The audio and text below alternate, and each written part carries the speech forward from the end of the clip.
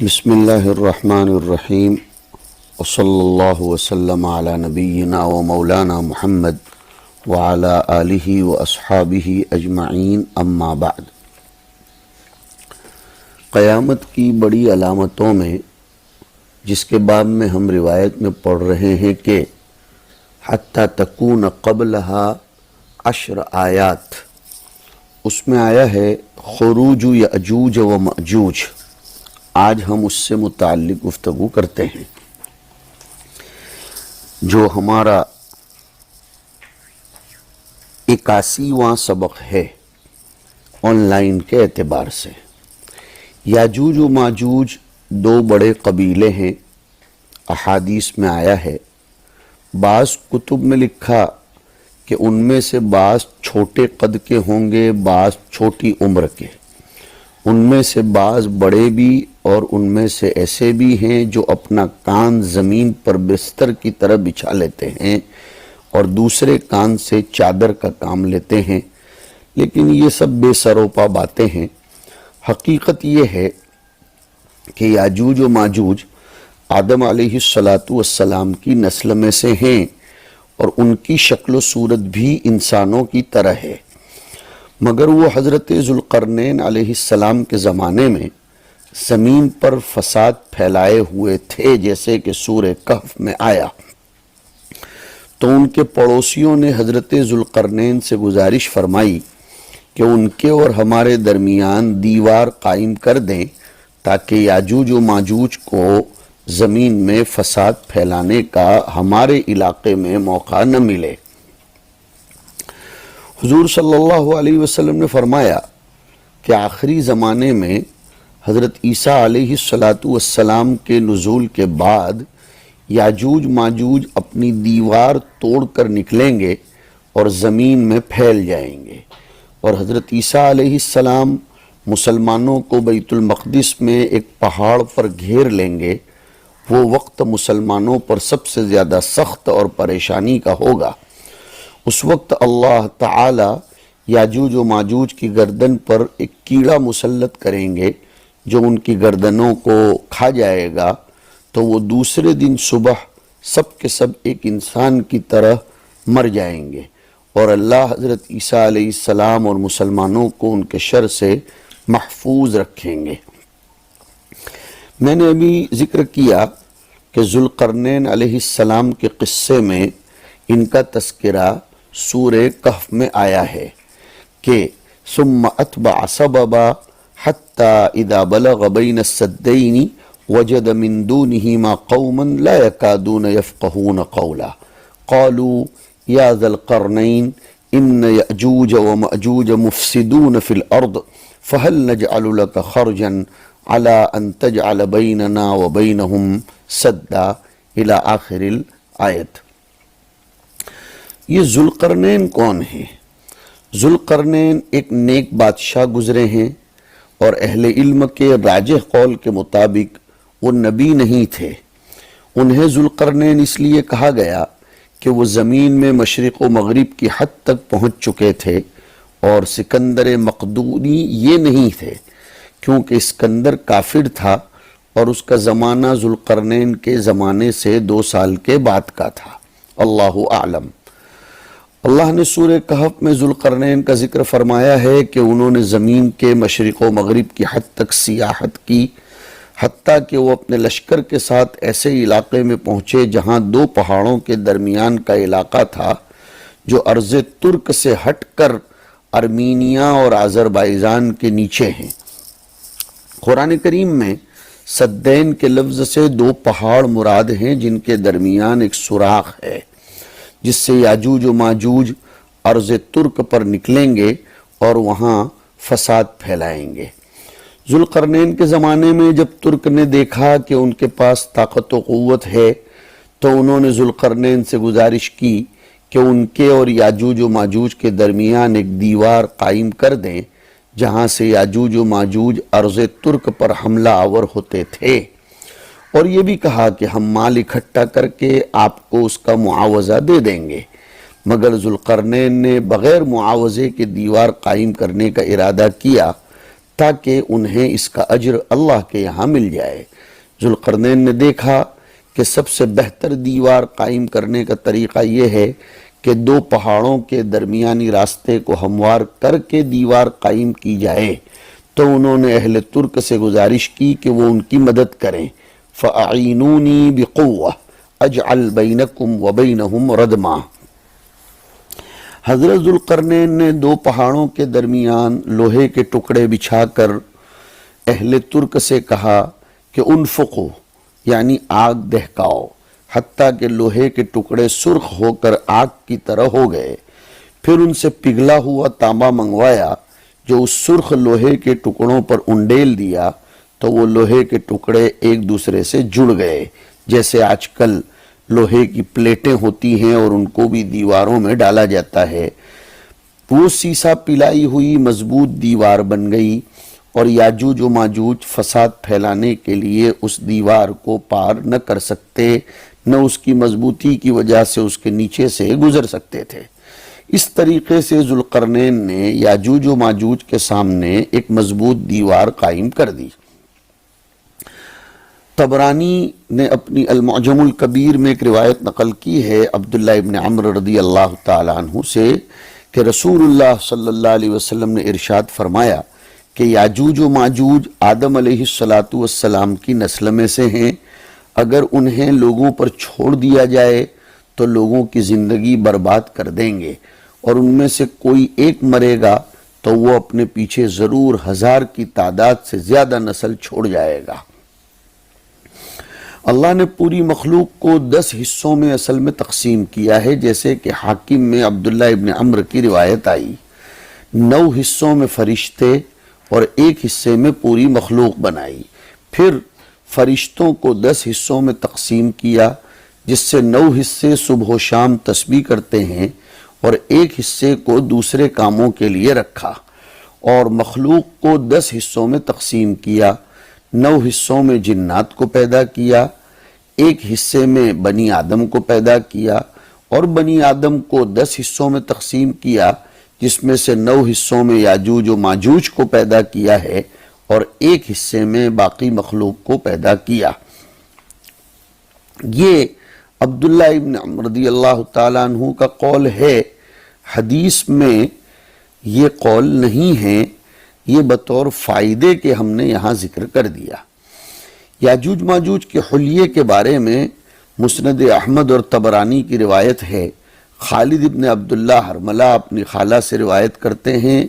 کہ رسول اللہ صلی اللہ علیہ وسلم نے بچھو کے ڈنگ کے شدید درد کی وجہ سے سر پر پٹی باندھی ہوئی تھی۔ خطبہ دیتے ہوئے فرما رہے تھے، تم کہتے ہو کہ دشمن نہیں ہے، تم لڑتے رہو گے حتیٰ کہ یاجوج و ماجوج نکل آئیں گے، جن کے چہرے چوڑے ہوں گے، آنکھیں چھوٹی ہوں گی، اور ان کے سر کے بالوں کی رنگت کالی اور سرخی کی طرف مائل ہوگی، اور وہ ہر اونچی جگہ سے نکلتے اور زمین پر پھیلتے چلے جائیں گے۔ یاجوج و ماجوج یہ 2 قبیلے جنہوں نے زمین پر فساد پھیلایا ہوا تھا، آپ نے سنا کہ ذوالقرنین نے ان کے اور دوسرے لوگوں کے درمیان دیوار قائم کر دی تھی، جس سے یاجوج و ماجوج بغیر کسی شک کے اس دیوار کے پیچھے زندہ ہیں، اور ان کے پاس اتنا کھانے پینے کا سامان موجود ہے جس سے وہ اپنے طور پر زندگی بسر کر رہے ہیں۔ یاجوج ماجوج اس وقت سے دیوار کو توڑنے کی کوشش میں لگے ہوئے ہیں،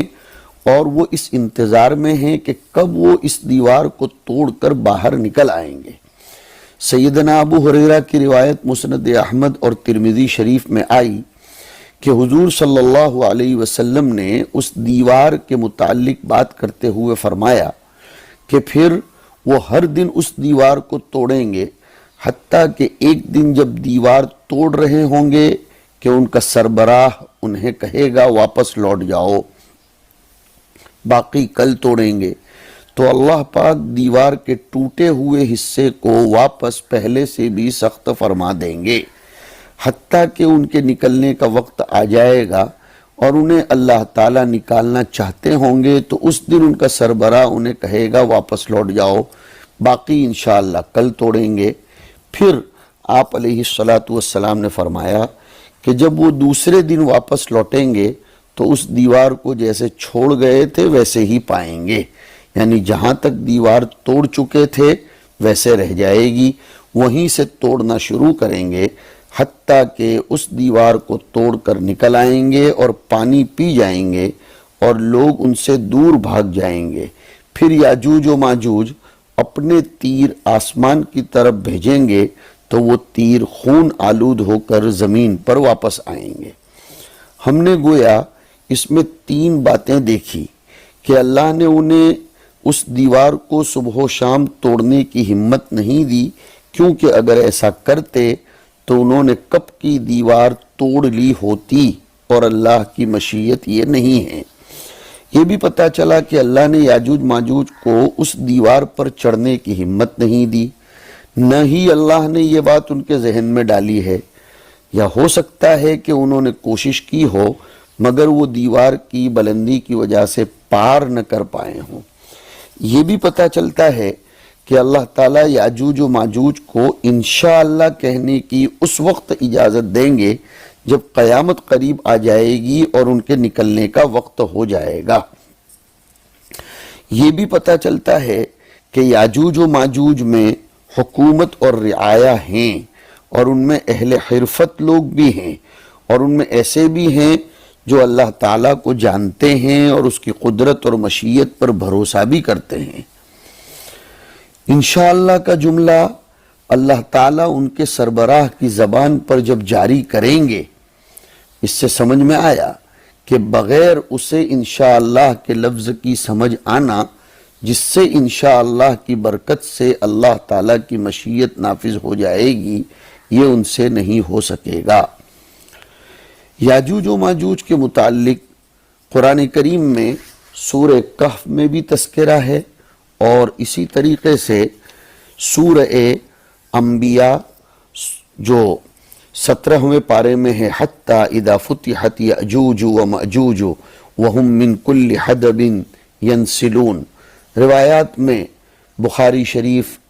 مسلم شریف، مسند احمد، اور یہ ہمارے سامنے ابھی ابو داؤد شریف، ترمذی وغیرہ میں بھی ان کی تفاصیل موجود ہے۔ اور حضرت ام المومنین رضی اللہ تعالی عنہا حضرت عائشہ نے عرض کیا، اللہ کے رسول، کیا ہم ہلاک ہو جائیں گے جبکہ ہم میں نیک و صالح بندے بھی ہوں گے؟ یاجوج ماجوج کا تذکرہ کرتے وقت جب حضور نے فرمایا تھا کہ فتح الیوم من ردم یأجوج و مأجوج، تو اس وقت حضرت ام المومنین نے عرض کیا تھا ہم میں نیک صالح بندے ہوں گے تب بھی ہم ہلاک ہو جائیں گے؟ حضور نے فرمایا جی ہاں، اگر خباثتیں پھیل گئیں۔ اور اسی طریقے سے دیگر روایات بھی اس سلسلے میں ہمیں ذخیرہ احادیث میں ملتی ہیں۔ یاجوج و ماجوج اپنے مردوں، عورتوں، بچوں سمیت زمین پر فساد پھیلائیں گے، غرور و تکبر کے ساتھ اللہ کے حدود کی بے حرمتی کریں گے، حتیٰ کہ اس حد تک پہنچ جائیں گے کہ وہ سوچیں گے کہ جیسے ہم نے اہل زمین کو قتل کر دیا ہے ایسے ہم اہل آسمان کو بھی قتل کرتے ہیں، اور اہل زمین میں سے یاجوج و ماجوج کے شر سے کوئی نہ بچے گا سوائے وہ جو اپنے گھروں میں چھپ گئے ہوں گے۔ ان میں سے حضرت عیسیٰ علیہ السلام اور ان کے ساتھ مسلمان بھی ہوں گے۔ مسلمانوں پر شدید بھوک پھیلی ہوئی ہوگی۔ اس وقت حضرت عیسیٰ علیہ السلام اور مسلمان اللہ تعالیٰ کی طرف التجا کریں گے تو اللہ پاک یاجوج و ماجوج کی گردنوں پر ایک کیڑا مسلط کریں گے جس سے وہ مر جائیں گے۔ پھر اللہ پاک پرندے بھیجیں گے جو انہیں اٹھا کر لے جائیں گے۔ پھر اللہ تعالیٰ زمین پر بارش برسائیں گے جس سے زمین دھل جائے گی۔ پھر اللہ زمین کو حکم فرمائیں گے کہ وہ اپنی زراعت نکال دے اور اپنی برکت اگل دے۔ حضرت ابو سعید خدری سے ایک روایت میں ہے کہ حضور صلی اللہ علیہ وسلم نے فرمایا یاجوج ماجوج نکل آئیں گے، زمین پر فساد پھیلائیں گے تو مسلمان اپنے اپنے گھروں میں چھپ جائیں گے اور اپنے جانور بھی اپنے ساتھ چھپا لیں گے۔ پھر یاجوج و ماجوج زمین کا پانی پی جائیں گے، حتیٰ کہ ان میں سے بعض کسی نہر سے گزریں گے اور اس کا پانی پی جائیں گے، بالکل اس کو سکھی کر دیں گے، خشک کر دیں گے۔ تو جب ان کے پیچھے والے اس نہر سے گزریں گے تو کہیں گے کہ کسی زمانے میں یہاں پانی ہوتا تھا، اتنا خشک کر دیں گے۔ پھر حضور نے فرمایا کہ جب اہل زمین پر کوئی ایسا باقی نہ رہے گا جو چھپ نہ گیا ہو، جس سے زمین خالی ہو جائے گی، تو یاجوج و ماجوج آپس میں کہیں گے کہ ہم اہل زمین سے فارغ ہو چکے ہیں، اب اہل آسمان باقی رہ گئے ہیں،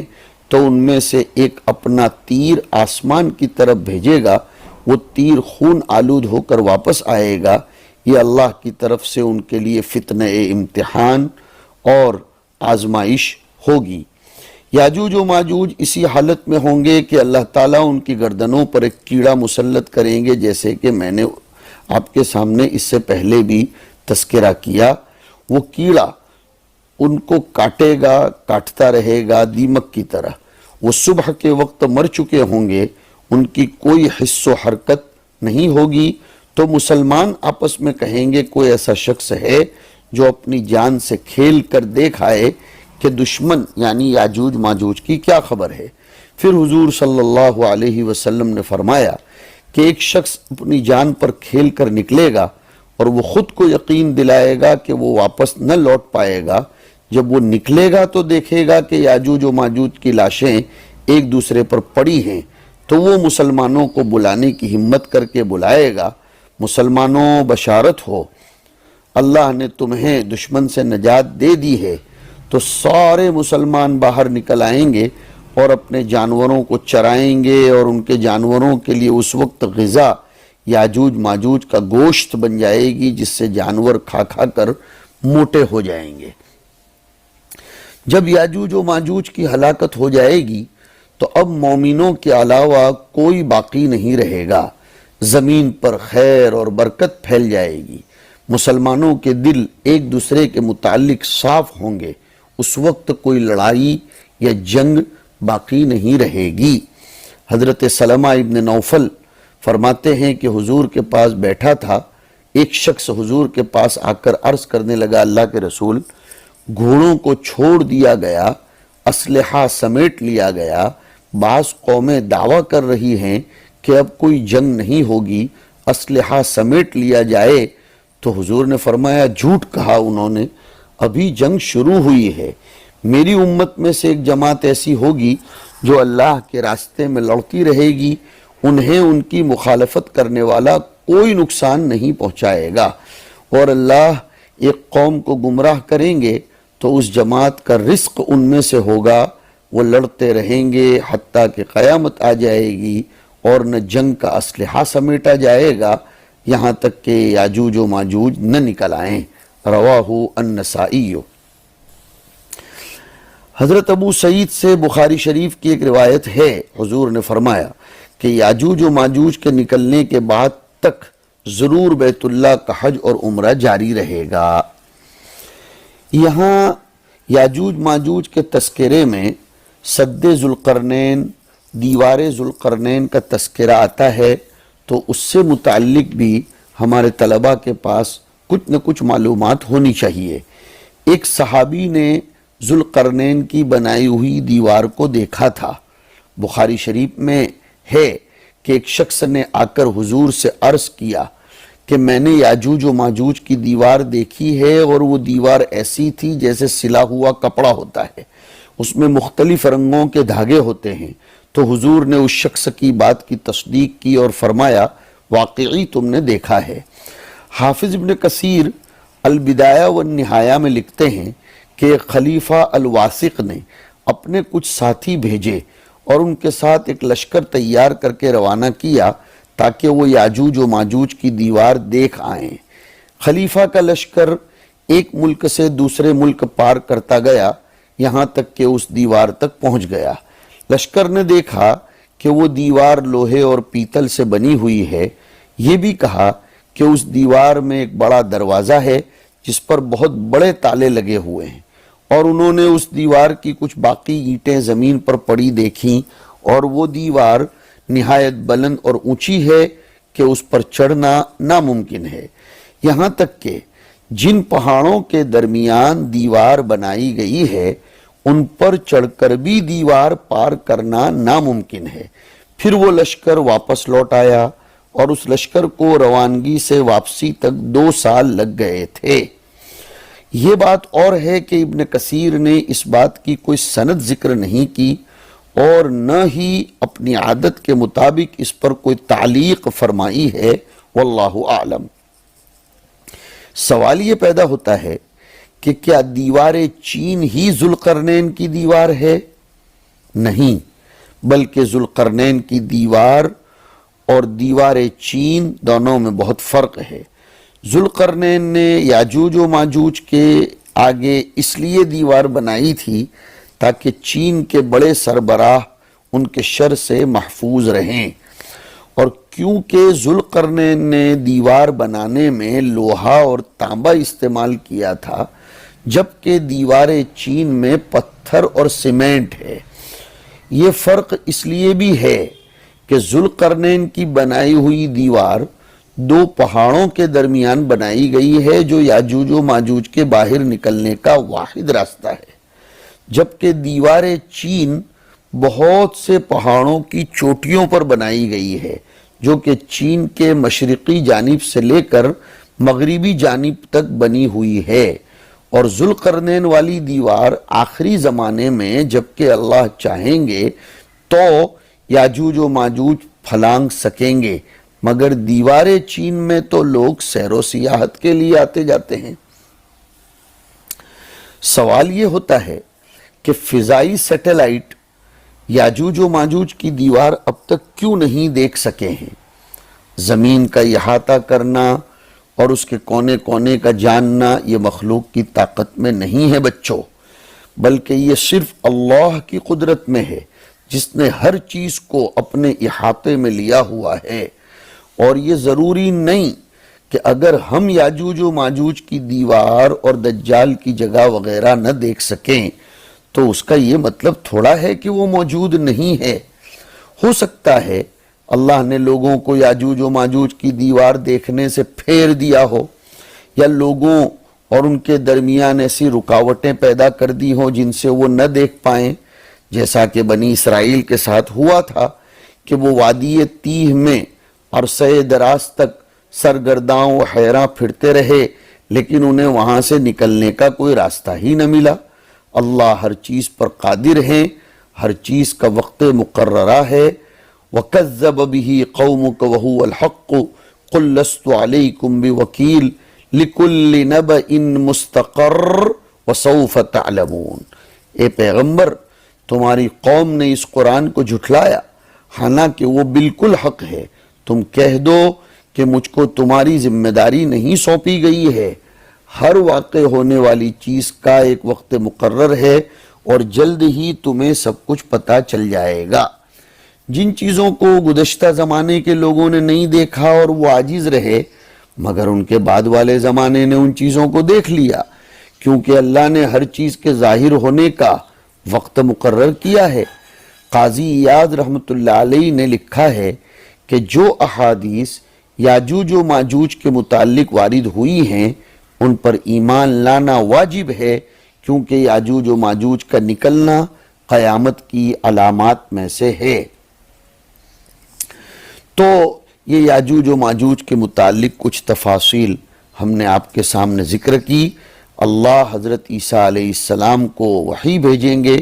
کہ میں نے ایسی قوم نکالی ہے جس کا کوئی سامنا نہ کر سکے گا اور نہ ان سے مقابلہ کر سکے گا، لہٰذا تم مسلمانوں کو لے کر